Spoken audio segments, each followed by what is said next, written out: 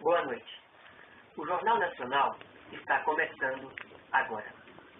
Tempo chuvoso em Goiás. As águas estão passando por debaixo da ponte. E nas margens do rio, meia ponte, foi encontrado morto um cachorrinho de pelúcia. E a sua dona é uma criancinha que está desesperadamente chorando. E os carros só estão podendo passar se for por cima da ponte.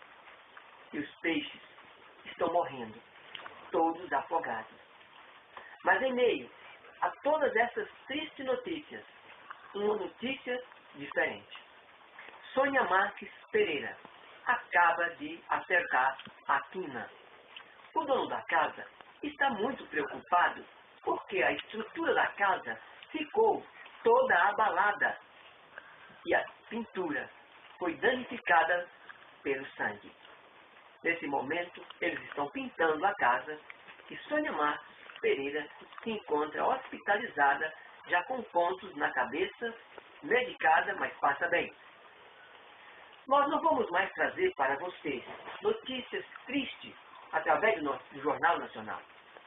A partir desse momento, nós estaremos transmitindo somente notícias boas.